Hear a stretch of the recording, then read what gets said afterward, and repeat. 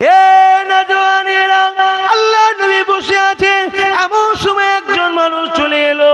ইয়া রাসূলুল্লাহ, হাবিবাল্লাহ, আমার উটনিটা সবাইকে ধরে ধরে কামড়ায়। হুজুর, আমার উটনিটা পাগল হয়ে গেছে। হুজুর, আমার উটনিটা সবাইকে ধরে ধরে ধরে ধরে কামড়াতে লেগেছে। আল্লাহ নবীর কাছে এই বিচারটা যখন দিয়ে দিল, সাহাবা হুজুররা অবাক হয়ে গেলেন। আরে তোমার উটনি খারাপ হয়ে গেছে, পাগল হয়ে গেছে, ডাক্তারের কাছে যাবে তো আমার রাসূলের কাছে কেন এসেছো? আরে কুরবান যাক সেই নবীর কদমে জান মার, জিনাকে আল্লাহ সর্বদিক দিয়ে এক নম্বর বানিয়েছে। আরে নবী আমার সাহাবাদেরকে বললেন, ও বাবা সাহাবারা, চলো তো বাবা যে দেখি ওর উটনিটার কি হয়েছে। আল্লাহ নবীর পিছনে সাহাবা হুজুররা যেতে লাগলেন।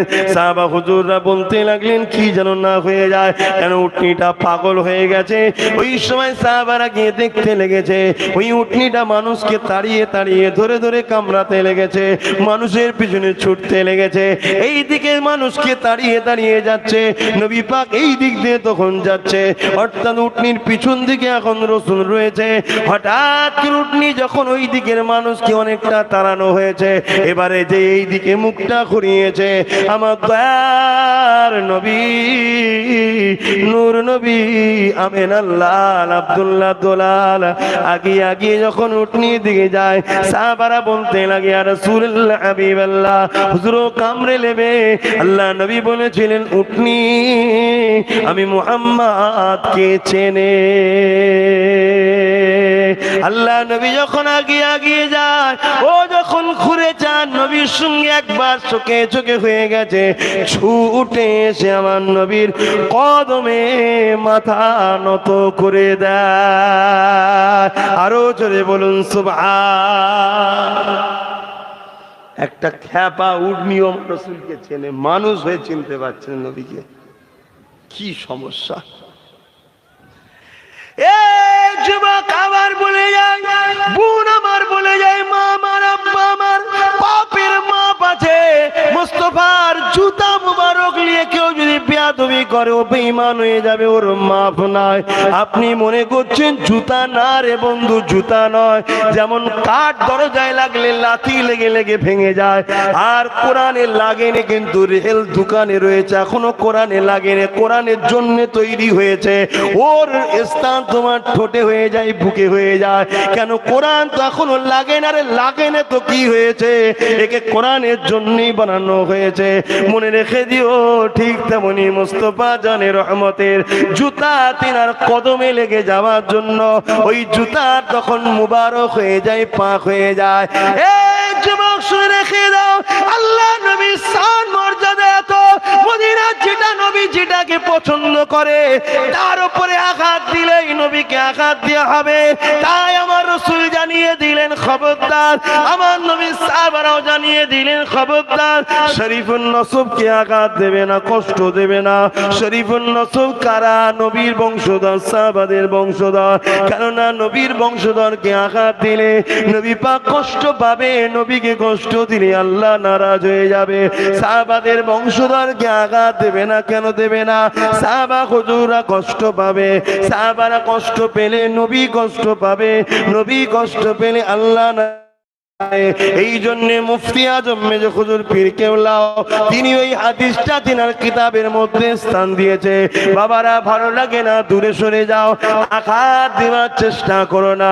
কিন্তু আজকে বড় দুঃখ লাগে, এইভাবে দেখা যায় আলেম ওলামা থেকে শুরু করে সাধারণ মানুষ একদল আজ শরীফুন নসবদের বিরুদ্ধে কথা বলে, নবী বংশ সাহাবার বিরুদ্ধে কথা বলতে লেগেছে।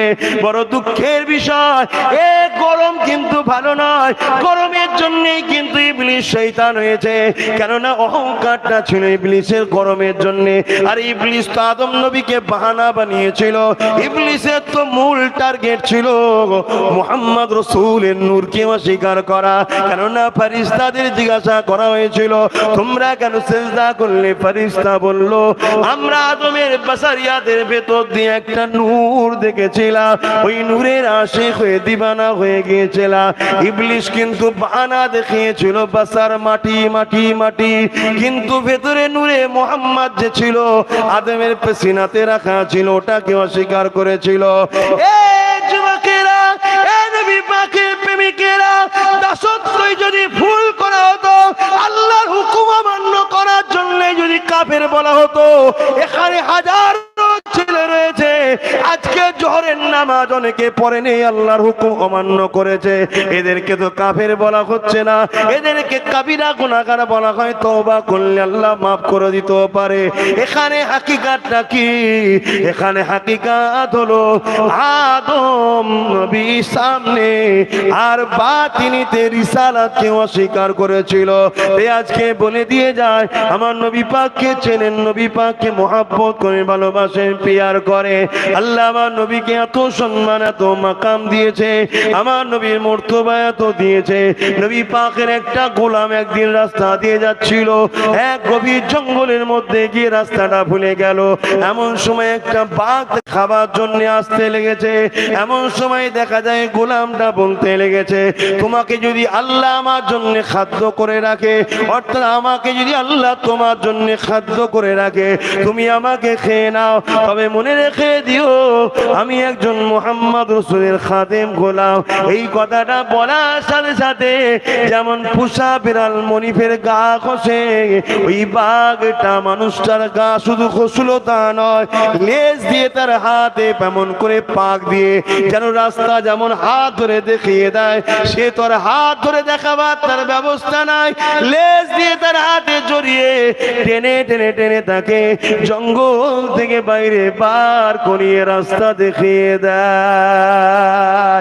এ যুবক, এ কথা তুমি মেনে নাও, বেশি দূর যেতে হবে না, হাওড়া জেলায় রয়েছে জামতার আব্দুল মোমেন। প্রথমে নাম ছিল প্রতাপ চন্দ্র সেন।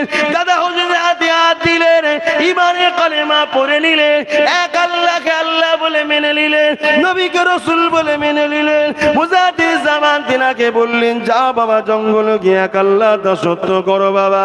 ওই সময় সেখানে বাঘ এসেছে খাবে বলে হুজুর বলতে লেগেছে, বাবা আল্লাহ যদি তোমাকে আমার জন্য রেজেক করে রাখে, আমাকে তোমার জন্য আল্লাহ যদি রেজেক করে রাখে, বাবা তুমি আমাকে খেয়ে নাও বাবা, তবে মনে রেখে দিও বাবা আমার মুর্শিদ কেবলা জামানার মুজাদ্দিদ আবু বকরের হুকুম আল্লাহ দাসত্বের জন্য জঙ্গলে এসে আমি এক আল্লাহ পাওয়ার জন্য নবী সুন্নাত অনুযায়ী আমি কাজ করতে এসেছি বাবা।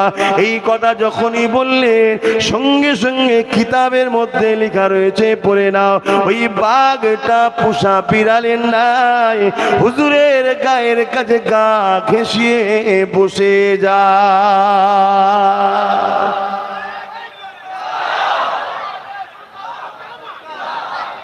ভেবে দেখেন, সময় সঙ্গে ভেবে দেখেন, দাদা হুজুর হলেন নবীর গোলাম, শুনছেন তো নাকি? হ্যাঁ নবীর গোলাম। দাদা আব্বাসও গোলাম, তুমিও গোলাম, দাদা হুজুরও গোলাম, খাজা হুজুরও গোলাম। গোলামের মধ্যে পার্থক্য আছে, আছে না নাই? দাদা হুজুর যে গোলামিটা করেছে রসুলের, ওটা কি আর আমরা করতে পারছি? হ্যাঁ, উনি হলেন অনেক স্ট্যান্ডার্ড, কথা বুঝে আসছে তো। উনি যদি উনার নাম বলাতে বাঘ যদি গা ঘষে বসে যায়, তো রসুলুল্লাহর নাম বললে বাঘ আর ধরবে? আপনারা অনেকে শুনেছেন আবু জেহেলের ছেলে একরামা, নাম শোনেন না? রসুল একদিন রাস্তা দিয়ে যাচ্ছিল আর আবু জেহেলের ছেলে আরেক দিক দিয়ে যাচ্ছিল, নবীকে দেখে সহ্য করতে পারেনি, জড়িয়ে গিয়ে ধরে ফেলেছে। অনেক বড় কথা, তার বাপ তাকে শাস্তি হিসেবে জঙ্গলে দিয়েছিল, যা বাঘে খেয়ে ফেলবে। সব জন্তুরা এসেছে, কেউ খেলো না, বলল যে শরীর থেকে মোহাম্মদ রসুলের খুশবু পাওয়া যায়, জড়িয়েছে, ওই শরীর খাওয়া আমাদের জন্য হালাল হতে পারে না। তাই আবার তার দাঁত দিয়ে তার বাঁধনকে কেটে ছেড়ে দিয়েছিল। জোরে বলুন সুবহানাল্লাহ। হাই রে মোস্তফার গোলামরা, গোলামি করো, আমার রসুলকে ভালোবাসো, নবীকে প্যার করো। হ্যাঁ, রসুলের গোলামরা জাহান্নামে যাবে না। তাই আমরা যেখানেই যাই, যাকেই পাই বোঝাই, শোনো না, একটু দাঁড়িয়ে যাও না, একটু বসে যাও না গো। আমার কামলিওয়ালা কেমন ছিল জানো? আমার কামলিওয়ালা কেমন ছিল জানো? সাহাবারা খুঁজতে লেগেছে, কোথায় গেল হুজুর? দুশ্মনেরা বন্দি করে নিল নাকি, দুশ্মনেরা নিয়ে চলে গেল নাকি? হঠাৎ করে নবী হুজরা থেকে বাইর হয়, সাহাবারা সালাম দেন, হুজুর জানমাল আপনার কদমে, পেরেশান হয়ে যাচ্ছিলাম, কোনো খবর নেই, আপনি কোথায় ছিলেন? আল্লাহ নবী মুচকে এসে বলে, সাহাবারা আল্লাহর সঙ্গে কথা হচ্ছিল। হুজুর কি কথা হয়েছে জানতে পারি? হুজুর কি কথা হয়েছে জানতে পারি? আল্লাহ নবী বলেছেন, হ্যাঁ বাবা শোনো। বসে গেলেন দরবারে, ওয়াজ শুরু হয়ে গেল। নবী ওয়াজ করে, সাহাবারা শোনে, আজ নবীর বংশের সন্তান ওয়াজ করছে, আপনারা শুনছেন, এতে কি আপনারা খুশি নয়? এটাও তো আপনাদের একটা নসিব। দেখুন বিশ্বাস, প্রেম। আল্লাহ নবী ওয়াজ করতে করতে বলেন, বাবা সাহাবারা, আল্লাহ পাক আমাকে জানিয়ে দিয়েছে, আমার হাবিব আপনি বলুন আপনার উম্মতদের মধ্যে থেকে কত উম্মতকে জান্নাত দেব, কতজনকে মাগফিরাত দিয়ে দেব, নাজাত দিয়ে দেব। হুজুর আপনি কি বললেন? আল্লাহ নবী সাহাবারা জিজ্ঞাসা করেন, হুজুর আপনি কি উত্তর দিলেন? আল্লাহ নবী বলেছিলেন, বাবা সাহাবারা আমি নবী উত্তর দিয়েছি, আল্লাহ দাস দাসী সব আপনার, বান্দা তো আপনার, আমার উম্মত উম্মতি ঠিকই, কিন্তু বান্দা বান্দি তো আপনার। আপনি যতজনকে নাজাত দেবেন আপনারই দাস দাসীরা নাজাত পাবে।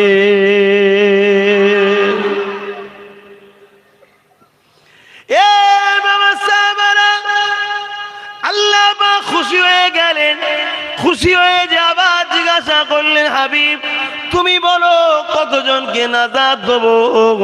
এখানে যেন কেউ আবার অপব্যাখ্যা করবেন না, এটা হলো প্রেম, প্রেম ভালোবাসা।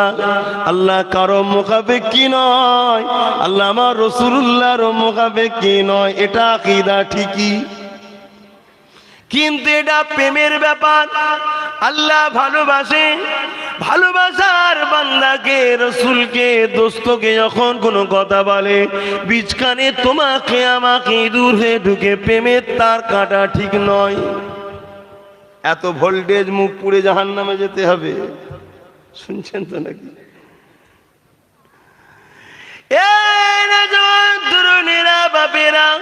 ও আমার আম্মা জানেরা, বোনেরা, কেন আমরা নবী নবী করি শোনেন? এই জন্যই তো নবী নবী নবী পাগল হয়ে যায়। কেননা নামাজ আছে, রোজা আছে, হজি আছে, যে নামাজ নবী পড়েছে, সাহাবারা পড়েছে, তার এক চুল পরিমাণও তো নাই। সাহাবারা নামাজ পড়েছে, মক্কার পাখিগুলো মনে করতো কাঠের গুড়ি দাঁড়িয়ে আছে, সাহাবাদের মাথা কাঁধে বসতো, সাহাবা হুজুররা বুঝতে পারতেন না, পাখিগুলো বুঝতে পারতেন না, ঘন্টা ঘন্টা দাঁড়িয়ে থাকতেন আল্লাহর কিয়ামে। আর আমাদের মাবাজের মুসাল্লায় দাঁড়াতে দেরি, সালাম ফিরাতে দেরি হয় না। মুসলমান ঘরে ছেলে মেয়েরা, তরুণেরা, বাপেরা, এ নবী পাকে প্রেমিকেরা মন দিয়ে শোনেন, আমার রাসূলুল্লাহ বলতে লাগলেন, আমার সাহাবারা, আমি আমার আল্লাহ পাক আবার যখন জিজ্ঞাসা করলো, হাবিব আপনি বলুন, আমি রাসূলুল্লাহ পাককে বললাম, আল্লাহ দাস দাসী আপনার, যেটা আপনি করবেন সেটাই হবে। তিনবার যখন আল্লাহ আমাকে জিজ্ঞাসা করেছে, আমি রাসূলুল্লাহ যখন একটাই কথা বলেছি, আল্লাহ আপনার দাস দাসী, আপনি যেটা করবেন সেটাই হবে। এ বাবা সাহাবারা, আমার আল্লাহ খুশি হয়ে রহমতের দরিয়া জোশ মেরে বললেন, হাবিব আপনাকে দুটো জিনিস দিচ্ছি, এই দুটোর মধ্যে যে কোনো একটা আপনি রাইট চিহ্ন দেন, নিয়ে নেন। এ নওজওয়ানেরা, আল্লাহ নবীর সাহাবারা মন দিয়ে শোনেন, ইয়া রাসূলুল্লাহ, হাবিবাল্লাহ, হুজুর কোন দুটো জিনিস আল্লাহ দিয়েছে? হুজুর আমরা কি জানতে পারি? পারি। আল্লাহ নবী বলেছিলেন, হ্যাঁ বাবা তোমরা জানবে, শোনো বাবা, আমার আল্লাহ আমাকে একটা প্যাকেজ দিয়েছিলেন, আর একটা হলো সাফাত দিয়েছিলেন। হাবিব আমার, আমি আপনাকে প্যাকেজ দিলাম 1 কোটি, 10 কোটি, 100 কোটি, 200 কোটি, এত উম্মতের একটা প্যাকেজ যাদেরকে জান্নাত দিয়ে দেওয়া হবে, আর একটা হলো সাফাত। হাবিব আপনি কোনটা নেবেন? আমার রাসূলুল্লাহ নূরের মুখে দিয়ে সাহাবারা তাকিয়ে আছে। আল্লাহ নবী বলেছিলেন, বাবা সাহাবারা জানো তোমরা আমি কোনটা নিয়েছি? হুজুর আল্লাহ রাসূল ভালো জানে। আমার নবী পাক জানিয়ে দিলেন, বাবা সাহাবারা আমি রাসূলুল্লাহ পাকের কাছে প্যাকেজ নিয়ে সাফাতটা নিয়েছি।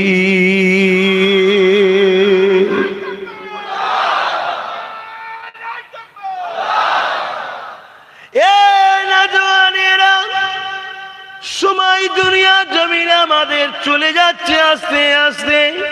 এই তো সেদিন এমন করে রাত হলো, আবার কিছুক্ষণ পরে দিন আসলো, আবার রাত এলো, আবার দিন আসলো, হু করে চলে যেতে লেগেছে। এই তো সেদিন বাচ্চাটার বয়স 10 বছর ছিল, এখন বিবাহ হয়ে যাবার তার একটা বাচ্চা হয়ে গেল। দেখতে দেখতে চলে যাচ্ছে, দুদিনের দুনিয়া সবাইকে ছেড়ে চলে যেতে হবে। তাই বলে দিয়ে যায়, যাবার আগে যিনি তোমাদেরকে জান্নাতে দরজাটা খুলে দেবে, সেই নেতাটাকে চিনে যাও, সেই নেতাটাকে হৃদয়ে নিয়ে যাও, সেই নেতাটাকে নিজের আখলাকের মধ্যে নিয়ে যাও। কেননা কবরের জমিনে কেউ তোমার যাবে না, ওই কবরের জমিনে বুখারীর হাদিস, আল্লাহ নবী তাশরীফ আনবে।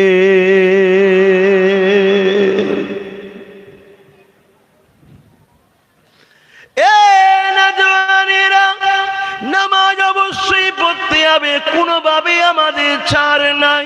বিমার যদি হয়ে যায় ইশারায় ইশারায় পড়তে হবে, অসুস্থ যদি দেয় ইশারায় পড়তে হবে, কাপড় যদি না থাকে উলঙ্গ অবস্থা তো কেউ না দেখে সেখানেও তোমাকে ইশারায় পড়তে হবে। কোনো দিক দিয়ে তোমার নামাজের ছাড় নাই। কিন্তু মনে রেখে দিও, নামাজটা কিন্তু ঈমান নয়। রোজা তোমাকে রাখতে হবে, হজ মালদারকে করতে হবে, যাকাত মালদারকে দিতে হবে। মনে রেখে দিও, এখনো ঈমান নয়, এখনো হলো আমল। ঈমানের মার্কাজ আল্লাহ তিনি তেনার দোস্ত নবী মুহাম্মদ রাসূলকে করে দিয়েছে। এ যুবকেরা, তাই তো আল্লাহ পাক কোরআনের মধ্যে জানিয়ে দিলে, এ দুনিয়া মানুষেরা, হাবিব আপনি বলে দিন, কুলিন কুনতুম তুহিব্বুনাল্লাহ, যারা বলে আল্লাহকে ভালোবাসি না যদি সত্যবাদী হয়, ফাত্তাবিউনি, আগে যেন আপনার ইত্তেবা করে। কি ইত্তেবা করবে? আমার রাসূল যেটা করেছে সেটাই তো করতে হবে। নবী যেটা করেছে ওটাকে হাদিসের ভাষায় কি বলে? রাসূলের সুন্নাত বলা হয়। তাই নবী আমার জানিয়ে দিলেন, মান আহাব্বা সুন্নতি, যারা আমার সুন্নাতকে ভালোবাসলো, ফাকাদ আহাব্বানি, তারা আমাকে ভালোবাসলো, যারা আমাকে ভালোবাসলো, কানা মাই ফিল জান্নাত, যারা আমি নবী আমার সাথে জান্নাতি হবে। এ নওজওয়ানেরা, আল্লাহ পাক জানিয়ে দিলেন, ফাত্তাবিউনি, আগে ইত্তেবা করো, অর্থাৎ রাসূল যেটা করেছে নবীর সুন্নাতের ইত্তেবা করো। নবীর সুন্নাতের ইত্তেবা করা মানে নবীকে ভালোবাসা। তাহলে আগে রাসূলকে ভালোবাসো, ভালোবাসাটা এখানে পুশিদা আছে। এই ভালোবাসা তোমাকে দিতে হবে, এই প্রেম তোমাকে দিতে হবে। ভালোবেসে রাসূলের ইত্তেবা করো, যদি করে না ইউহিব্বুকুমুল্লাহ, আমার আল্লাহ জানিয়ে দিলেন, বান্দা বান্দি রে, আমি আল্লাহ তোদের ভালোবাসবো।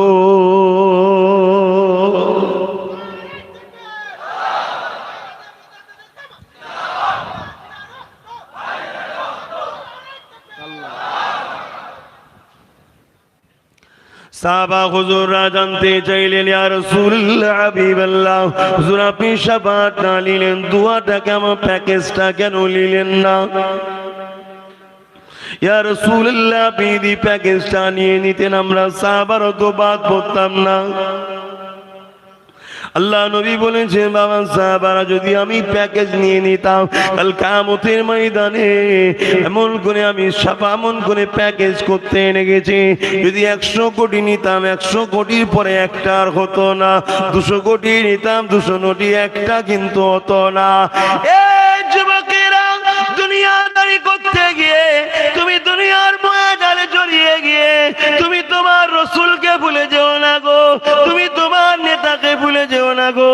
কি মোহাব্বত করে তোমাকে জানো, সেই দিন নবী আমার তোমার আমার কথা ভেবে রেখে এই প্যাকেজটা না নিয়ে সাপাটটা নিয়ে নিলেন।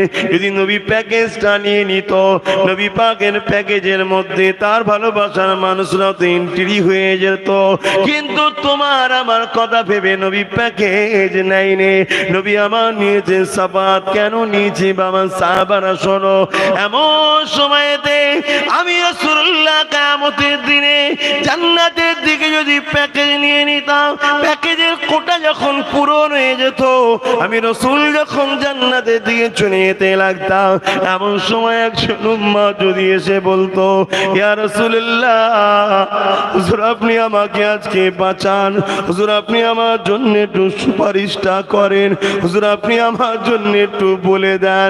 এ বাবা সাহাবারা আমি মুহাম্মাদের তখন কোনো উপায় থাকতো না, কেন আমি প্যাকেজ নিয়েছি, কোটা পূরণ হয়ে গেছে।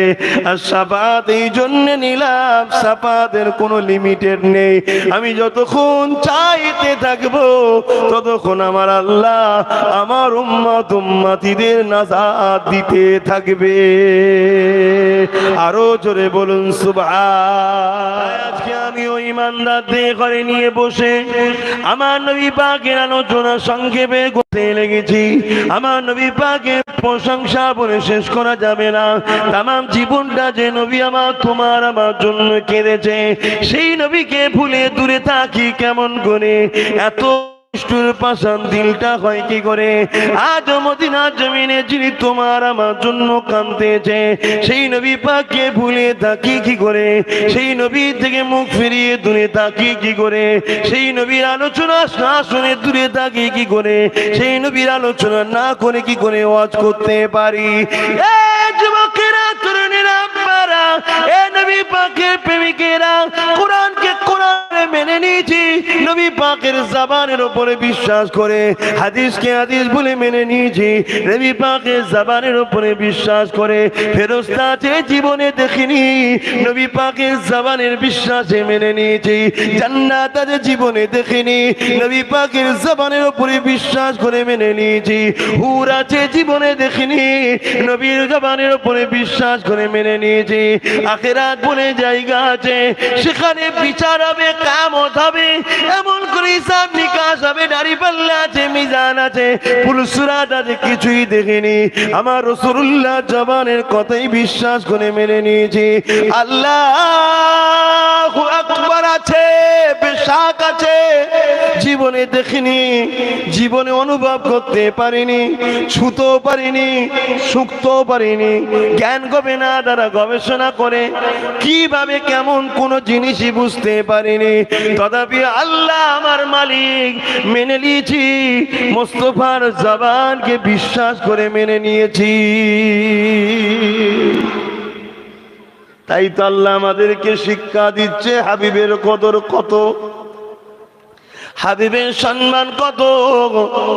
আল্লাহ পাককে যখন রাসূলকে যখন মক্কার মুশরিকরা জিজ্ঞাসা করলো, এ মুহাম্মদ তুমি যে বলো লা ইলাহা ইল্লাল্লাহ, নেই কোনো ইলাহা আল্লাহ ছাড়া, আল্লাহটা কে? আমার আল্লাহ আয়াত নাজিল করছেন, হু আল্লাহু আহাদ। এটা আজ নায়াত করেছিলেন, আমার কথা শুনছেন তো আপনারা? হু আল্লাহু আহাদ, আল্লাহুস সামাদ, লাম ইয়ালিদ ওয়া লাম ইউলাদ ওয়া লাম ইয়াকুল লাহু কুফুয়ান আহাদ। এটা কোরআন শরীফের আয়াতের সব পুরো তেলাওয়াত হলো না, কিছু বাদ গেল। কি বাদ গেছে? কুল বাদ গেছে।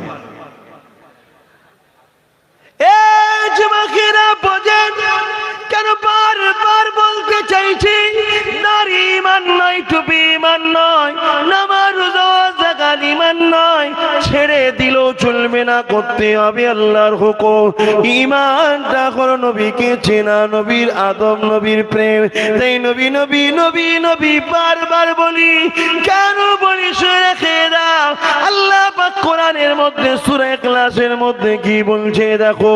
মক্কা মুশরিকরা যখন বলল কে আল্লাহ, আল্লাহ পাক তো বলতে পারতে আল্লাহুস সামাদ, আল্লাহু আহাদ। আল্লাহ পাক তো বলতে পারতে, আল্লাহ পাক কেন বললেন কুল, হাবিব আপনি বলুন, আপনি বলুন, আপনি বলুন হু আল্লাহু আহাদ, আল্লাহ তিনি এক। কেন বললেন হাবিব আপনি বলুন? কেননা হাবিব আপনার মুখের কথা শুনে যে আমাকে নেবে, রিসালাতের মধ্যে দিয়ে যে আমাকে নেবে, ওই তাওহীদটা হলো প্রকৃত ঈমান। রিসালাতকে বাদ দিয়ে যে তাওহীদ নেবে সে কিন্তু ঈমানদার হতে পারবে না। আপনার জবান দিয়ে যে নেবে, আপনি হলেন রিসালাত, আপনি হলেন রিসালাত, আপনি হলেন রিসালাত, আমি আল্লাহ হলাম তাওহীদ। আপনার মধ্যে দিয়ে যে নেবে আপনার, তাই আল্লাহ বললেন হাবিব আপনি বলুন কুল, আপনি বলুন হু, তিনি সে আল্লাহু আহাদ, আল্লাহ এক।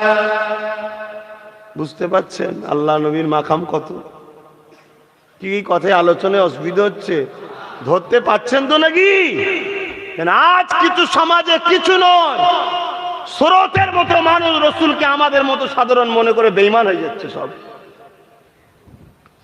আমাদের মতো মনে করো না। কিছু মানুষ তো বলছে রসুল মানুষ ছিলেন, আমরাও মানুষ ছিলেন, তেনার কাছে ওই ইয়েস তো আমাদের কাছে আসেনি। এইটুকু নয় বন্ধু, বেশাক এটা কোরআনের কথাই সে বলছে, যে তার বলার মধ্যে তুচ্ছ তাচ্ছিল্যর গন্ধ পাওয়া যাচ্ছে। কথা বুঝছেন না, বোঝেন না? এটুকু নয় বন্ধু, আমার রসুলকে চেনো।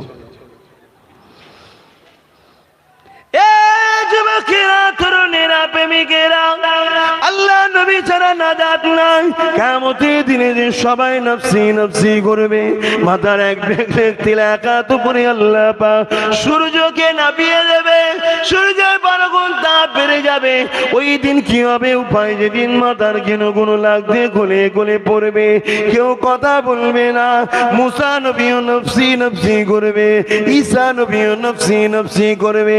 নবীরা বেগুনাহ মাসুম হয়, মুসা নবী বেগুনাহ মাসুম, ঈসা নবীও বেগুনাহ মাসুম, ইব্রাহিম নবীও বেগুনাহ মাসুম, আদম সফিউল্লাহ বেগুনাহ মাসুম। ইনাদের কোনো গুনাহ নাই, ইনারা কোনো দিনের জন্য জাহান্নামে যাবে না, যাবে না, যাবে না, না মুমকিন, কোনোদিন সম্ভব নয়। জান্নাতে যাবে, যাবে, যাবে 100% কোনো সন্দেহ নাই। এরপরও ময়দানে মাশরে এমন ভয়ানক একটা দৃশ্য হবে, ওই দৃশ্যে সমস্ত নবীরা নফসি নফসি করবে। আদম নবী থেকে ঈসা নবী পর্যন্ত সবাই নফসি নফসি করতে লাগবে। অথচ এই নবীদের কাতার ইব্রাহিম খলিলুল্লাহ তিনি আছে, তিনিও নফসি নফসি করবে। অথচ ইব্রাহিম নবী আল্লাহকে কতটা ভালোবেসেছে, আমার আল্লাহ পাক ইব্রাহিম নবীকে কতটা ভালোবেসেছে। আমার আল্লাহ পাক দুনিয়াকে দেখিয়ে দিল আমার প্রেমিক যারা হয় এইরকম হয়।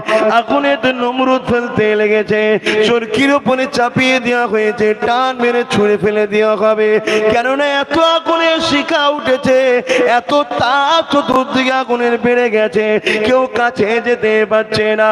এইরকম একটা আগুনে ইব্রাহিম নবীকে ফেলা হচ্ছে, ইব্রাহিম নবীও দেখতে লেগেছে। ঠিক এমনই সময় জিবরাইল আলাইহিস সালাম চলে এসেছে। ও ভাই হযরত ইব্রাহিম নবী, আপনি যদি বলেন আমি এই চরকাটাকে ধরে ফেলবো, একটা দানার ঝাপটা দেবো, সব কটাকে নেস্তেনাবুদ করে দেবো, আপনি কি সাহায্য চান? ইব্রাহিম নবী কি বলেছিলেন? হযরত জিবরাইল আলাইহিস সালাম এইরকম একটা সূক্ষ্ম সময় কেন আপনি আমার কাছে এসেছেন? আমার মালিক আমাকে পরীক্ষা নিতে লেগেছে, এখন আপনি যান যান যান। বিশাল বড় পরীক্ষার সম্মুখীন ইব্রাহিম হয়েছে। বিশাল আগুন দাউ দাউ করে জ্বলছে, আগুনের তাপে কেউ কাজে যেতে পারছে না। এইরকম একটা ভয়ানক পরিস্থিতিতে আল্লাহ আমাকে পরীক্ষা নিচ্ছে জিবরাইল, কেন তুমি সূক্ষ্ম সময়তে এসেছো গো জিবরাইল? আমি ইব্রাহিমের যদি সাহায্য লাগে, যিনি আমাকে ভালোবাসেন দেখছেন, তিনি আমার জন্য যথেষ্ট। আর আল্লাহ যদি ইব্রাহিমকে আগুনে পুড়িয়ে খুশি হয়, আল্লাহর পরীক্ষা আল্লাহকে খুশি করার জন্য ইব্রাহিম হাজার বার আগুনে পুড়তে রাজি। এইরকম একটা নবীও ময়দানে মাশরে নফসি নফসি নফসি নফসি করবে। তোমার আমার কি হবে ভাবছো? এরপরও আব্বাস সিদ্দিকী হাসে, ঘরে সংসার করে, তোমাদের কাছে আসি, কথা বলি, বন্ধুত্ব করি, ভালোবাসি, হই হাই করি, এরপরও কেন? বুকের মধ্যে একটা ভরসা আছে, রহমত আলিল আলামিন তো আছে। বলুন সুবহানাল্লাহ, আরো জোরে বলুন। কেন? ওই চেহারাটাকে দেখলেই একজন কুদরতি হাসা হাসে, তিনি হলেন সুবহানাল্লাহ। আল্লাহ হাসে, জোরে বলুন সুবহানাল্লাহ। কিয়ামতের দিনে কেউ সাহস পাচ্ছে না যে যাবে, যে বলবে আল্লাহ এ কি অবস্থা, এ কঠিন পরিস্থিতি, আপনি বিচারটা একটু শুরু করেন না আল্লাহ। তাতে জাহান্নামীরা জাহান্নামে যেতে রাজি, এই কঠিন দিনে দাঁড়াতে পারছে না। শুনতে বাপ তোমাকে কথাটা ছোট লাগছে, কোনো জিনিস তো বাপ বুঝিয়ে পারা যায় না হাকিকাতে না দেখিয়ে। আর এটাই তো আল্লাহর পরীক্ষা, যে আমার ও আমার হাবিবের ওপরে মানুষের কতটা বিশ্বাস, যে আমার কথাগুলো শুনলেই না দেখেও যেন বিশ্বাস করে। এই কতটা বিশ্বাস করে, এই পরীক্ষার জন্যই তো আল্লাহ পাক দেখাইনি। শুনতে বড় সহজ লাগছে বাপ, কিন্তু সেই দিনটা যখন আসবে হাকিকাতটা বোঝা যাবে। তার কিছু কিছু নমুনা কিন্তু আল্লাহ দেখায়, কিছু কিছু নমুনা আল্লাহ দেখায়।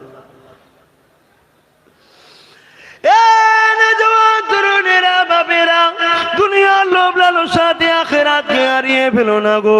দুনিয়ার কোন মানুষের সোহবতে উঠে আল্লাহ নবী বিরোধী হয়ে যেও না গো, নবী পাকের গুস্তাখি হয়ে যেও না গো, নবী সুন্নাতের সঙ্গে গুস্তাখি করে ফেলো না গো। আমার মুর্শিদ কেবলা মুজাদ্দিদুজ্জামান দাদা হুজুর পীর কেবলার ওসিয়াতনামা কারবার যদি থাকে খুনি নিয়ে আসেন, দেখিয়ে দিচ্ছি।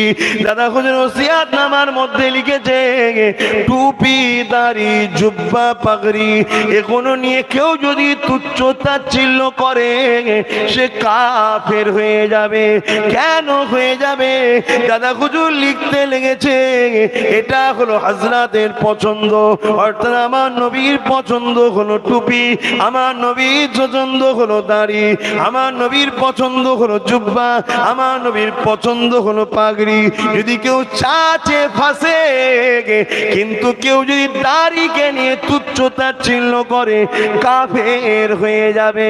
কেননা এটা নবীর পছন্দ, নবীর পছন্দকে নিয়ে যদি তুচ্ছ তাচ্ছিল্য করলে কাফের হয়, তাহলে নবীর জিসম মুবারককে নিয়ে, নবীর মাকামকে নিয়ে, নবীর শান মর্যাদাকে নিয়ে, নবীর ইজ্জতকে নিয়ে যদি কেউ তুচ্ছ তাচ্ছিল্য করে কি হবে সেটা আপনাদেরকে ধরে নিতে হবে। মনে রাখবেন দুনিয়ার জমিনে আপনি নবীর দুশমনের সঙ্গে বন্ধুত্ব করেছে, কিয়ামতের দিনে নবীর শাফাতের আশা করা আপনার দ্বারাই মানায় না। আপনি দুনিয়ার জমিনে নবীর দিনের দুশমনদের সঙ্গে বন্ধুত্ব করেছে আর আখিরাতে নবীর শাফাতের আশা রেখেছে, এটা আপনার জন্য মানায় না। আপনি নবীর দুশমনদেরকে সহযোগিতা করেছে আর আখিরাতে নবীর শাফাতের আশা করে, এটা আপনার জন্য কখনো মানায় না। আপনি নবীর পরিবারদের বিরুদ্ধে দুশমনি যারা করে তাদের পিছনে আপনি দলদাস হয়ে খুনে বেরিয়েছে আর কিয়ামতের দিনে নবীর শাফাতের আশা রাখছে, এটা কখনো আপনার জন্য মানায় না। যুবকেরা শুনে রেখে দাও, এই দুনিয়া কিছু সময়ের জন্য আদাতি কাল্লাই চলে সবাইকে যেতে হবে ওই ময়দানে মাশরে। আল্লাহ এমন সময় জানাবে ও হযরতে জিবরাইল যা চলে যান, আমার জাহান্নামকে নিয়ে এসে পাশে বেঁধে দেয়। আল্লাহ পাকে জিবরাইল ফেরেশতা চলে যাবে, জাহান্নামকে নিয়ে এসে পাশে বেঁধে দেবে। 70,000 জিনজিল দিয়ে আল্লাহ পাক জাহান্নামকে বাঁধবে। জিনজিল ধরে 70,000 ফেরেশতা কাটে জিনজিল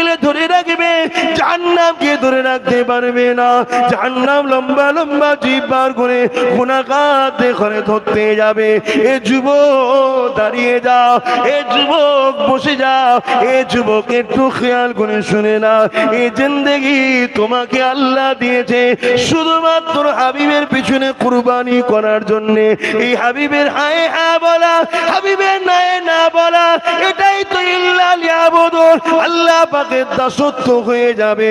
যদি বলেন কেন, এই জমিনের উপরে আসমানের নিচে আল্লাহর সৃষ্টির মধ্যে সব থেকে বেশি যদি কেউ আল্লাহ দাসত্ব করেছে তিনি হলেন মুহাম্মদ রাসূল।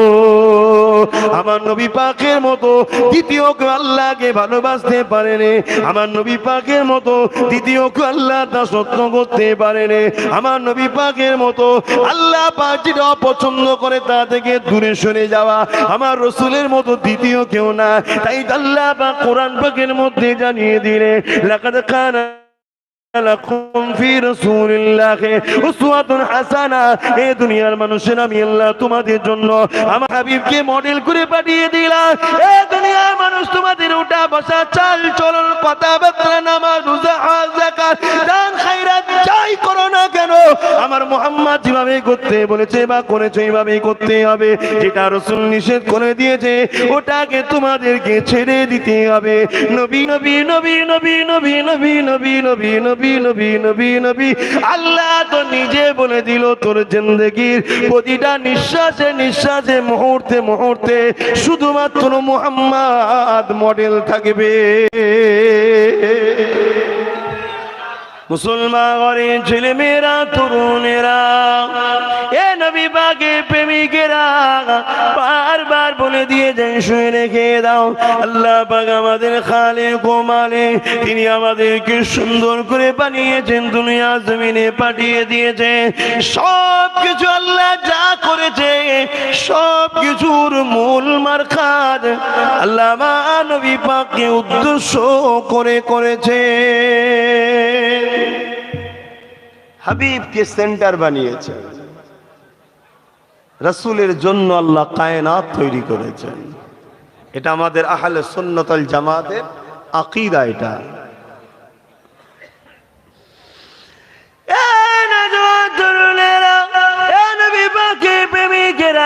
কাল কিয়ামতের ময়দানে হাসরের দিনেতে কঠিন মুসিবতের দিনেতে ওই দিন আমার নবী পাক তোমার আমার জন্য আল্লাহ পাকের দরবারে কাঁদতে থাকবে।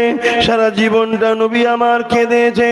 যখনই জিবরাইল সাল্লাম বলবে আল্লাহ পাকের জাহান্নামটা উম্মতে মুহাম্মাদি দিয়ে তেরে তেরে যাচ্ছে, এই কথাটা শোনার সাথে সাথে আমার রাসূলুল্লাহ ওই সময় এসে মাকামে মাহমুদ বলে একটা জায়গা আছে, ওই জায়গায় সিজদায় পড়ে গিয়ে আল্লাহ পাকের দরবারে ফরিয়াদি করতে লাগবে, আল্লাহ পাকের দরবারে কাঁদতে লাগবে। ও রব্বি আল্লাহ পাক আমার উম্মতের দিকে জাহান্নামটা যাচ্ছে। আল্লাহ আপনি তো কোরআনে ওয়াদা করেছে ওয়ালা সাওফা ইউতিকা রাব্বুকা ফাতারদা। আল্লাহ আমার উম্মতিদের একজন যদি জাহান্নামী হয়ে যায় আমি রাসূলুল্লাহ খুশি হব না। ওই সময় আল্লাহ পাক বলবে হাবিব আপনার খুদরু আমার আপনার হাতটা বাড়িয়ে দেন, আমার রাসূলুল্লাহ হাতটা বাড়িয়ে দেবে। আল্লাহ পাক কুদরতি ভাবে আমার নবী পাকের হাতে কিছু পানি দিয়ে বলবে আমার হাবিব এই পানিটা জাহান্নামে দিয়ে নিক্ষেপ করে দেন। ওই পানিটা যখন জাহান্নামে দিয়ে নিক্ষেপ করা হবে জাহান্নাম তখন কত শত মাইল দূরে সরে যাবে। এ যুবকেরা আপনারা তরুণেরা এই পানিটা কিসের জানে? এই পানিটা হলো তোমার আমার চোখের পানি। তুমি আমি যখন আল্লাহ পাকের কাছে নিজেদের কৃতকর্মের জন্য অন্যায় যদি করে ফেলি আল্লাহ পাকের গায়ে ক্ষমা চাই, মাফি চাই, আল্লাহ পাক ওই চোখে পানিকে যত্ন করে রেখে দেন। কেননা জাহান্নামের আগুন এই পানি ছাড়া দ্বিতীয় বুঝাবার সরাবার কিছু নাই। ওই পানি এই নবী আমার জানিয়ে দিলে আমার উম্মত উম্মতিরা তোমরা আল্লাহ দরবারে রাত্রিতে তাহাজ্জুদ পড়ে আল্লাহ পাকের কাছে কাঁদো, কেননা এই সময়টা হলো দোয়া কবুলের সময়।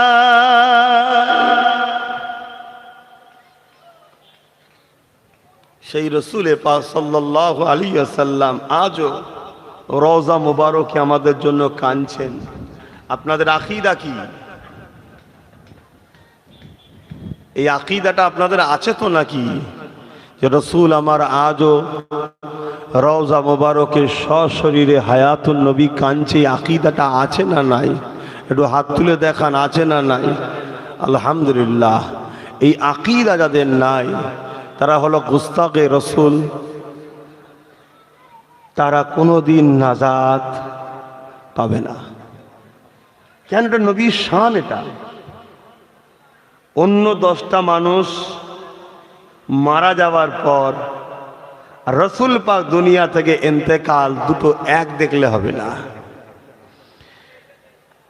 আল্লাহ পাক প্রতিটা নফসকে মৃত্যুর স্বাদ চাকাবে 100% কোরআনের কথা। এটা এখানে কোনো গুঞ্জাইশ নেই, সন্দেহের জায়গা নাই। কিন্তু আমার রসুল পাক সাল্লাল্লাহু আলাইহি সাল্লাম, এবং শুধু আমার নবী নয়, সমস্ত নবী, শুধু সমস্ত নবী নয়, আল্লাহ শহীদ বান্দারা তারাও কবরে জিন্দা এবং কবরে রেজেকও পেয়ে থাকেন। জোরে বলুন সুবহানাল্লাহ। এই ক্ষমতাটা কার?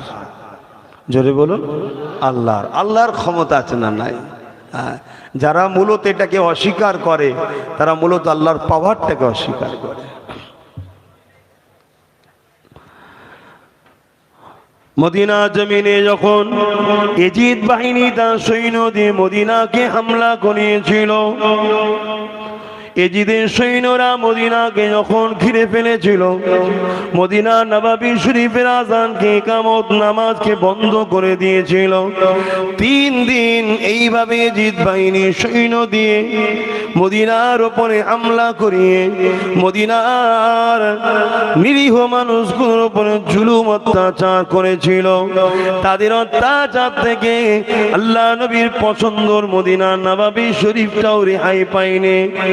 অথচ হযরতে আনাস থেকে রায়াত আল্লাহ নবী জানিয়ে দিল, কেউ যদি আমার মদিনায় হামলা করার চক্রান্ত করে আল্লাহ পাক তাকে জাহান্নামে এইভাবে পোড়াবে, যেভাবে সীসাকে জাহান্নামে দিলে সীসাটা গলে যায়, ওইভাবে আমার মদিনায় যারা হামলা করার চক্রান্ত করবে আল্লাহ পাক তাদেরকে জাহান্নামে দিয়ে এইভাবে গলাবে। পরিবর্তন হোক। কেন কেন কেন? মদিনাতে একটা শহরের নাম, জায়গার নাম, সেখানে হামলা করলে এত বড় শাস্তি কেন? শাস্তির কারণ একটা, মদিনা শরীফকে আল্লাহ নবী পছন্দ করে। আজকে সমাজে দুটো কথা শোনা যায়, মদিনা শরীফে যেতে লাগবে না, হজের রুকুনের মধ্যে মদিনা শরীফে যেতে হবে, নবীর রওজা শরীফে যেতে হবে, এমন কোনো কথা নাই। আমিও জানি হজের যে রুকুন রয়েছে এর মধ্যে জিয়ারত এবং মদিনায় যাওয়ার ব্যাপারটা না, এটা সত্য কথা। তবে আজকে দিনে আপনাদের ঈমানকে মজবুত করার জন্য বলে যায়, হজটা হলো ইবাদত, মদিনাওয়ালা হলো আমাদের ঈমান। তাই মদিনায় নাই, মক্কায় রয়েছে, ওই ইবাদত করার জন্য গেছে, ঈমানটা হারিয়ে ফেলেছে। যেমন বেঈমানে নামাজ কবুল হয় না, বেঈমানের হজ কবুল হবে না। নবীর পক্ষে না বিরুদ্ধে? কোনটা বললাম? জোরে বলুন। ব্যাস, তারপরে কার পছন্দ আর দেখার দরকার নেই। আপনাদের পছন্দ হচ্ছে তো নাকি? আমার মুরব্বী চাচা কোনো কি বলছেন? আব্বা ছেলের আলোচনায় অসুবিধা হচ্ছে নাকি? High high high. যুবকেরা, আল্লাহ নবীর জবান থেকেই তো আমরা হজ পেয়েছি। আল্লাহ নবীর জবান থেকেই তো আমরা জানে আসওয়াদের মর্যাদা পেয়েছি, আল্লাহ নবীর জবান থেকেই তো আমরা কাবা এমন করে তওয়াফের স্টাইলটা পেয়েছি, নবী পাকের জবান থেকেই তো সব পেয়েছি। তাই সাহাবাদের আকীদা নবীর উপরে কেমন ছিল দেখেন। আল্লাহ নবী একদিন মদিনার বাজার শরীফে ঘুরতে লেগেছে, এমন সময় দেখা যায় একটা উট নিয়ে এসছেন বাজারের লোকেরা, বিদেশ থেকে আসতো, বাজার বসতো অনেক দূর দূর থেকে। আপনাদের এখানে গরু হাট বসে না, দূর থেকে লোক নিয়ে আসে না পাইকারি, ওই সময় দূর থেকে কয়েকজন মানুষ একটা উট নিয়ে এসছে মদিনার বাজারে বিক্রি করবে। কুরবান যাক ওই উটটা। হায় হায়, আপনাদের অসুবিধা হচ্ছে কেন? যার যেটা ভালো লাগে সে সেটা পছন্দ করেন, আপনাদের ভালো না লাগলে তো বিরক্ত লাগছে মনে হয়।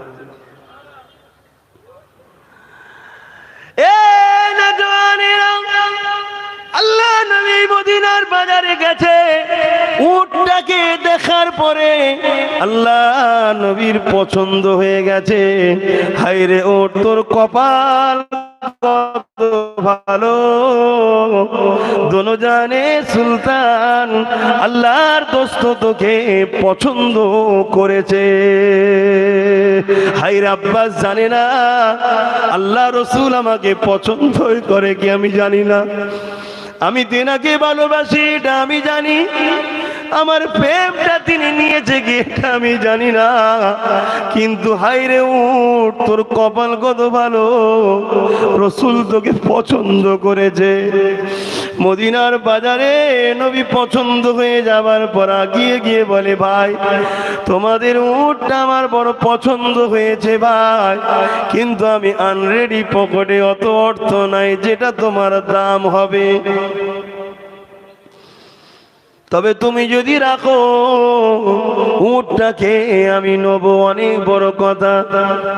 উটওয়ালা গুলো বলে আপনাকে চিন্তা করতে হবে না, উটটা নিয়ে যান, দামাদামি পরে হবে। এই যুবকেরা যারা উট বিক্রি করতে যাচ্ছে, একটা কেউ কলেমা পড়া নয়, একটা কেউ মুসলমান নয়, একটা কেউ ইমানদার নয়, গায়ের ইসলাম তারা এসেছে, আরবি নয় তারা, বাইরে দূর থেকে এসেছে। বাজারে উটকে বিক্রি করতে করতে মদিনার বাজারে কখন চলে এসেছে তারাও জানে না, কোন জায়গায় বাজার সেটাও জানে না। আগেকার সময় অনেক যাযাবার ঘুরে বেড়াতো, আপনারা জানেন কি জানি না, যদি একটু না জানা থাকে আমাকে তো মৃত্যু লাগবে, যা লাগে লাগুক গে যা আল্লাহ তুমি সাক্ষী, তোমার হাবিবের পাগলের হয়ে বলছি। ও দুনিয়ার মানুষ রেখে দাও, ওই উটটা যখন আমার রসুলের হাতে তারা দিয়ে দিল, এক লোক বেরিয়ে দোকান থেকে বলে, আরে উটটা তোমরা কাকে দিলে, চেনো তাকে? সেই মানুষদের মধ্যে একজন যারা উট বিক্রি করতে এসছে তারা বলছে না চিনি না। তাহলে দিয়ে দিলে কেন? আহারে মানুষটা যখন কথা বলে ঠোঁট দুটোর দিকেই তাকিয়ে রয়ে গেছি, কি সুন্দর, কি সুন্দর, এত সুন্দর ঠোঁট দুনিয়ার জমিনের কোনো মানুষের দেখি না।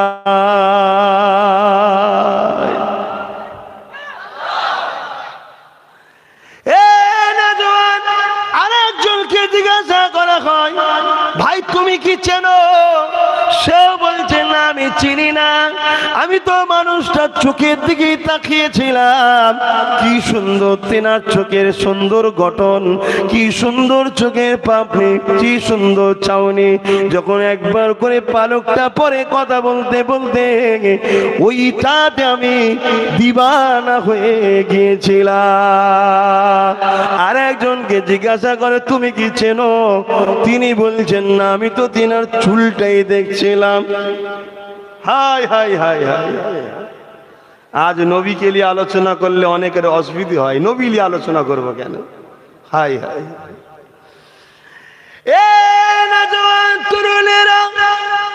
এইভাবে সাহাবা হুজুর আমার নবী পাকের চুল নিয়ে অনেক বর্ণনা করেছে। নবী যখন ঘোড়ার পিঠে চেপে যেতেন, নবী পাকের পাপড়ি চুল ছিল, এই চুলটা দুদিকে উঠতো।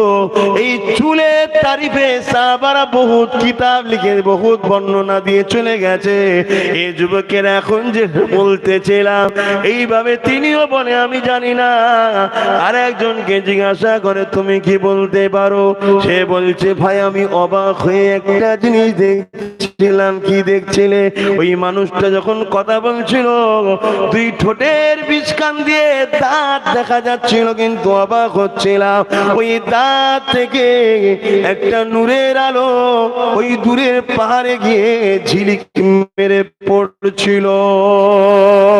আমি ওটাই দেখে তার দিকে চেয়ে রয়ে গেলাম। এইভাবে যখন সবাই বলছে চিনি না, একজন বলছে মনে হয় তোমার চুঁটটা হারিয়ে গেল, চুরি হয়ে গেল। হঠাৎ করে একজন খাতুন মহিলা দোকান থেকে বেরিয়ে বলল খবরদার, উট চুরি হয়ে গেছে কেউ বলবে না। আমি জিম্মা নিয়ে নিলাম, উনি যদি পয়সা না দেয় আমি তোমায় পয়সা দেবো। উটের মালিকরা মনে করলো যাক একটা লোক পাওয়া গেছে যে ওই মানুষটাকে চেনে, তাই জিজ্ঞাসা করে তুমি কি তাহলে ওনাকে চেনো? ওই মহিলা বলে না, আমিও বিদেশ থেকে এসেছি, আমিও ওনাকে কখনো দেখিনি। তবে শোনো, যার কথাবার্তা চলনে এত সুন্দর, ওই মানুষটার আখলাক কখনো খারাপ হতে পারে না। অবশ্যই মানুষটা তোমাকে কখনো অর্থটা মেরে ধোঁকা দেবে না, এটাই আমার বিশ্বাস হয়ে গেছে। তারা চেনে না, দেখে না, বুঝে না নবীর উপরে কত বিশ্বাস। আর আমরা এত শোনাচ্ছি, এত বলছি, এত বুঝাচ্ছি, আমাদের ঘরের ছেলেরা এখনো নবীর উপরে বিশ্বাস হচ্ছে না। তাহলে কপাল আমাদের কত ফাটা বুঝতে পারছে? কপালটা আমাদের কত ফাটা বুঝতে পারছে? হ্যাঁ,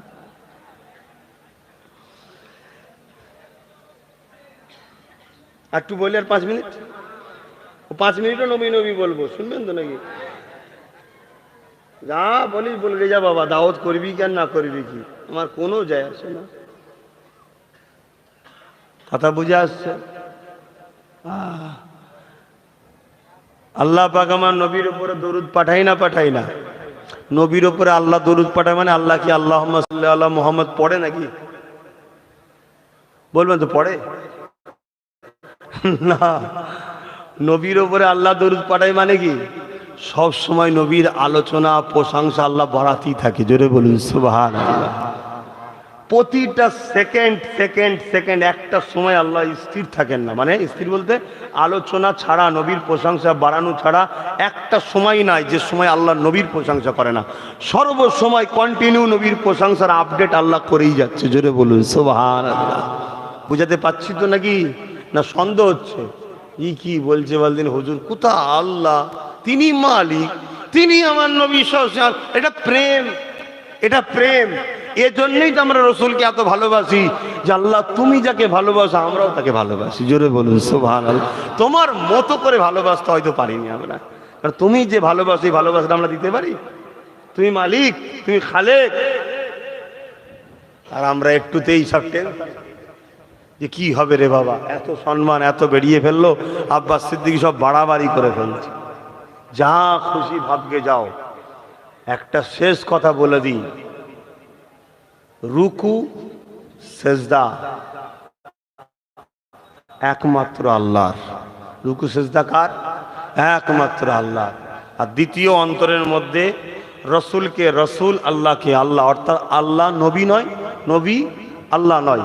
এই বিশ্বাসটা রেখে যেমন করে খুশি নবীকে ভালোবাসো, সব ভালোবাসাটাই আল্লাহ কবুল করবে। জোরে বলুন সুবহানাল্লাহ। বাস এটা এটা হলো সুন্নাতুল জামাতের আকীদা। এখন জামাতের নামে অনেক 2 নম্বর বেরিয়ে গেছে। গোপাল ভাঙের সে তালমিশি জানেন না? নকলের গায়েও লেখা আছে গোপাল ভাঙের তালমিশি। এরকম সব নকল কত বেরিয়ে পড়েছে। অত নবীর মাকাম, নবীর সম্মান, নবীর ইজ্জত নেই। নবীর যে কথাগুলো বললে যুবকদের ব্রেনে নবী সম্বন্ধে একটা ছোট ভাব আসবে বা সাধারণ মনে হবে, বা একটা হাসি ছলক কিছু জিনিস আসবে, সেই সব কথা এখন কিছু সব সমাজে শোনানো হচ্ছে নবী নিয়ে। আচ্ছা আচ্ছা, আর আমাদের ছেলেরা জলসা দেখলেই ছুটছে। বিশেষ করে আমাকে যারা ভালোবাসে, আমি অনেক আগেই বলেছি যে বাপ, আলেমদের সঙ্গে খবরদার বিয়াদবি করতে যেও না, পীর সাহেব পীরজাদাদের সঙ্গে বিয়াদবি করতে যেও না, আর কারো কেউ দিল দিতেও যেও না। যদি আমায় ভালোবাসো আমার সঙ্গে জুড়ে থাকো, এটা অনেক আগে বলেছি, জানেন তো নাকি? হ্যাঁ, বাকি কাউকে অপমান ছোট করার তোমরা আম মানুষ দরকার নেই, আর যাবারও দরকার নেই। একটা জায়গায় থাকো। কেন বলেছি? এই সব কারণে। কেন কোনো জায়গায় রসুলের বিরোধী হবে, সে জায়গায় তুমি যদি প্রতিবাদ না করো, কিয়ামতের দিন নবীর শাফাআতের আশা রাখা বেকার হয়ে যাবে। আর দ্বিতীয় নম্বর, দুনিয়ায় যদি তুমি কোনো আম মানুষ আলেমের প্রতিবাদ করো, সমাজে শুনতেও খারাপ লাগবে। মুসলমানরা তাদের ধর্মগুরুগুলোকে গাল দেয়, তাদের ধর্মগুরুর বিরোধী করে, তাদের ধর্মগুরুর সঙ্গে ঝগড়া করে, তাই না? শুনতে খারাপ লাগবে না? লাগবে না? এর থেকে বাবা, আমার যেটা ভালো লাগেনি একটা ধরবো, চুপ করে নিয়ে বসে থাকবো, বেশি ইদিক উদিক করার দরকার নেই। তবে ধরার আগে একবার ব্রেন খাটাও, বক্তার বক্তব্যটা শুনে নবী শান খাটো করতে চাইছে না আল্লাহ যেটা দিয়েছে সেটাকেই বলছে, এটা একটু ভেবে দেখো, এটা ভাবতে। আর এই জন্যই তো আমরা শ্রেষ্ঠ মানুষ। জানিনি বললে হবে না, জানিনি বললে হবে না, সবই তো আল্লাহ কারে করতে জানছো। লুটতে শিখে গেছে মুসলমানের ছেলে, মারপিট করতে শিখে গেছে মুসলমানের ছেলে, খুন করতে শিখে গেছে মুসলমানের ছেলে, ডাকাতি করতে শিখে গেছে, সবেতেই বাপ শিখে গেল, আগিয়ে গেল। এসব ছিল না, এগুলোও সব যখন শিখে গেছে, অন্যায় করে জাহান্নামে যাওয়ার রাস্তা শিখতে পেরে গেলে, জান্নাত যাওয়ার রাস্তা শিখতে পারছো না? বোঝার চেষ্টা করেন। বা বিদায় নবনিবার আগে আর একটু কথা বলে যায়। আমার নবী পাককে সবাই চিনেছে, মানুষের মধ্যে একদল মানুষ চিনতে পারলো না। এই আল্লাহ পাক এদের সম্বন্ধে বলে দিয়েছে, উলাইকা বালহুম আদাল, এরা চতুষ্পদ জন্তু থেকে নিকৃষ্ট। আল্লাহ নবী বসে আছে, এমন সময় একজন মানুষ চলে এলো, ইয়া রাসূলুল্লাহ, হাবিবাল্লাহ, আমার উটনিটা সবাইকে ধরে ধরে কামড়ায়, হুজুর আমার উটনিটা পাগল হয়ে গেছে, হুজুর আমার উটনিটা সবাইকে ধরে ধরে ধরে ধরে কামড়াতে লেগেছে। আল্লাহ নবীর কাছে বিচারটা যখন দিয়ে দিল, সাহাবা হুজুররা অবাক হয়ে গেলেন। আরে তোমার উটনি খারাপ হয়ে গেছে, পাগল হয়ে গেছে, ডাক্তারের কাছে যাবে তো আমার রাসূলের কাছে কেন এসেছো? আরে কোরবান যাক সেই নবীর কদমে জান মার, জিনাকে আল্লাহ সর্বদিক দিয়ে এক নম্বর বানিয়েছে। আরে নবী আমার সাহাবাদেরকে বললেন, ও বাবা সাহাবারা, চলো তো বাবা যে দেখি ওর উটনিটার কি হয়েছে। আল্লাহ নবীর পিছনে সাহাবা হুজুররা যেতে লাগলেন। সাহাবা হুজুররা বলতে লাগলেন, কি যেন না হয়ে যায়, কেন উটনিটা পাগল হয়ে গেছে। ওই সময় সাহাবারা গিয়ে দেখতে লেগেছে, ওই উটনিটা মানুষকে তাড়িয়ে তাড়িয়ে ধরে ধরে কামড়াতে লেগেছে, মানুষের পিছনে ছুটতে লেগেছে। এই দিকে মানুষকে তাড়িয়ে তাড়িয়ে যাচ্ছে, নবী পাক এই দিক দিয়ে তখন যাচ্ছে, অর্থাৎ উটনির পিছন দিকে এখন রাসূল রয়েছে। হঠাৎ উটনি যখন ওই দিকের মানুষকে অনেকটা তাড়ানো হয়েছে, এবারে যে এই দিকে মুখটা ঘুরিয়েছে, আমার দয়ার নবী নূর নবী আমিনাল্লাহ আব্দুল্লাহ দোলাল আগিয়ে আগিয়ে যখন উটনির দিকে যায়, সাহাবারা বলতে লাগে, ইয়া রাসূলুল্লাহ, হাবিবাল্লাহ, হুজুরও কামড়ে নেবে।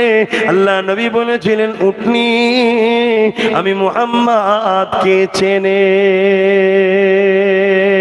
আল্লাহ নবী যখন আগিয়ে আগিয়ে যায়, ও যখন ঘুরে যান, নবীর সঙ্গে একবার চোখে চোখে হয়ে গেছে, ছুটে এসে আমার নবীর কদমে মাথা নত করে দেয়। আরো জোরে বলুন সুবহান। একটা খ্যাপা উটনিও রাসূলকে চেনে, মানুষ হয়ে চিনতে পারছেন নবীকে, কি সমস্যা। এই যুবক আবার বলে যায়, বোন আমার বলে যায়, মা আমার, আব্বা আমার, পাপের মাপ আছে। মুস্তাফার জুতা মুবারক নিয়ে কেউ যদি বেয়াদবি করে ও বেঈমান হয়ে যাবে, ওর মাফ নাই। আপনি মনে করছেন জুতা না রে বন্ধু, জুতা নয়। যেমন কাঠ দরজায় লাগলে লাথি লেগে লেগে ভেঙে যায়, আর কোরআনে লাগেনি কিন্তু রেল দোকানে রয়েছে, এখনো কোরআনে লাগেনি, কোরআনের জন্য তৈরি হয়েছে। ওর স্থান তোমার ঠোঁটে হয়ে যায়, বুকে হয়ে যায়। কেন? কোরআন তো এখনো লাগে না রে। লাগে না তো কি হয়েছে? একে কোরআনের জন্যই বানানো হয়েছে। মনে রেখে দিও, ঠিক তেমনি মুস্তাফা জানের রহমতের জুতা তিনার কদমে লেগে যাওয়ার জন্য ওই জুতা তখন মুবারক হয়ে যায়, পাক হয়ে যায়। এই যুবক শুনে রেখে দাও, আল্লাহ নবী শান মর্যাদা এত, মদিনার যেটা নবী যেটাকে পছন্দ করে তার উপরে আঘাত দিলেই নবীকে আঘাত দেওয়া হবে। তাই আমার রাসূল জানিয়ে দিলেন খবরদার, আমার নবী সাহাবারাও জানিয়ে দিলেন খবরদার, শরীফুন নসবকে আঘাত দেবে না, কষ্ট দেবে না। শরীফুন নসব কারা? নবীর বংশধর, সাহাবাদের বংশধর। কেননা নবীর বংশধরকে আঘাত দিলে নবী পাক কষ্ট পাবে, নবীকে কষ্ট দিলে আল্লাহ নারাজ হয়ে যাবে। সাহাবাদের বংশধরকে আঘাত দেবে না। কেন দেবে না? সাহাবা হুজুররা কষ্ট পাবে, সাহাবারা কষ্ট পেলে নবী কষ্ট পাবে, নবী কষ্ট পেলে আল্লাহ না। এই জন্য মুফতি আজম মেজো হুজুর পীর কেবলা তিনি ওই হাদিসটা তিনার কিতাবের মধ্যে স্থান দিয়েছে। বাবারা, ভালো লাগে না দূরে সরে যাও, আঘাত দেওয়ার চেষ্টা করো না। কিন্তু আজকে বড় দুঃখ লাগে, এইভাবে দেখা যায় আলেম ওলামা থেকে শুরু করে সাধারণ মানুষ একদল আজ শরীফুন নসবদের বিরুদ্ধে কথা বলে, নবী বংশ সাহাবার বিরুদ্ধে কথা বলতে লেগেছে।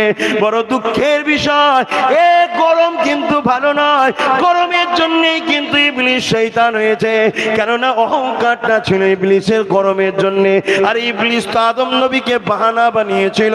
ইবলিসের তো মূল টার্গেট ছিল মুহাম্মদ রাসূলের নূরকে অস্বীকার করা।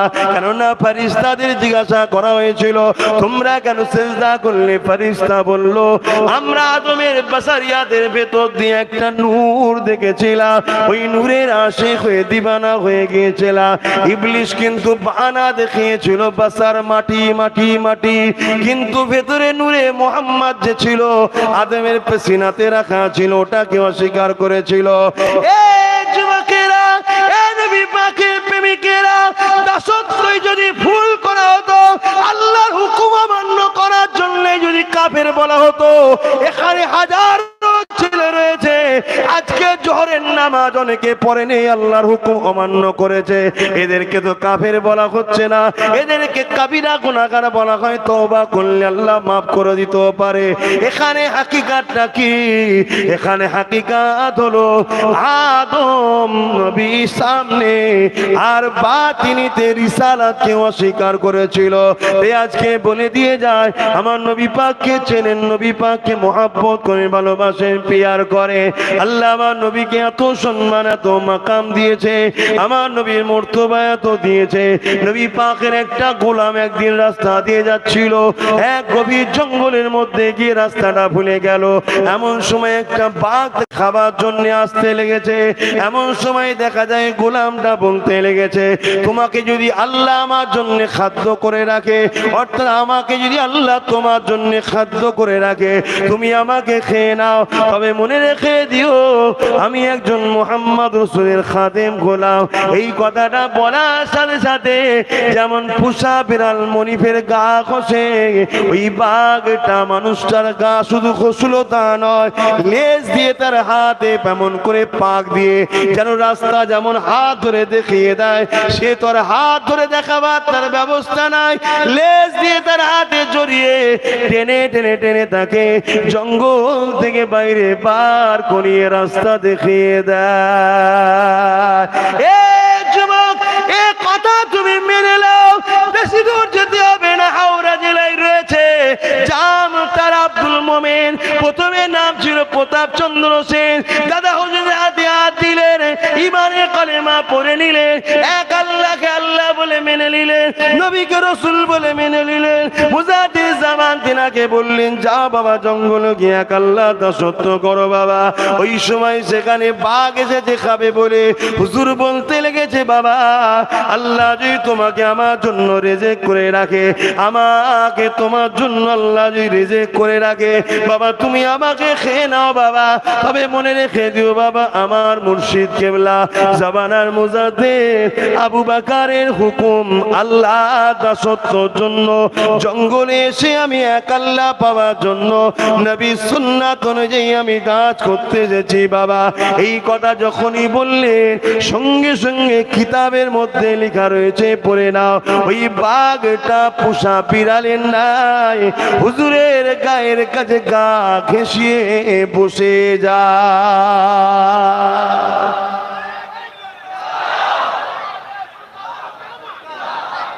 ভেবে দেখেন, সময় সঙ্গে ভেবে দেখেন, দাদা হুজুর হলেন নবীর গোলাম।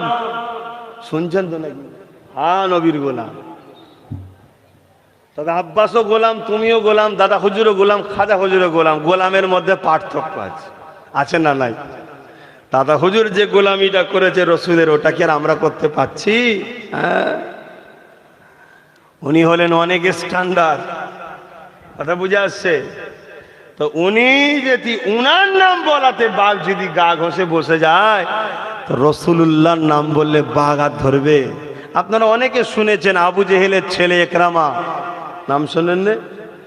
রসুল একদিন রাস্তা দিয়ে যাচ্ছিল আর আবু জেহেলের ছেলে আর একদিক দিয়ে যাচ্ছিল। নবীকে দেখে সহ্য করতে পারেন, জড়িয়ে গিয়ে ধরে ফেলেছে। অনেক বড় কথা। তার বাপ তাকে শাস্তি হিসেবে জঙ্গলে দিয়েছিল, যা বাঘে খেয়ে ফেলবে।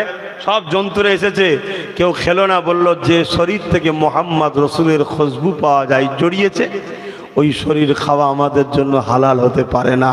তাই আবার তার দাঁত দিয়ে তার বাঁধনকে কেটে ছেড়ে দিয়েছিল। জোরে বলুন সুবহানাল্লাহ। হায় রে মোস্তফার গোলামরা, গোলামি করো, আমার রসুলকে ভালোবাসো, নবীকে প্যার করো। হ্যাঁ, রসুলের গোলামরা জাহান্নামে যাবে না। কথা বুঝা?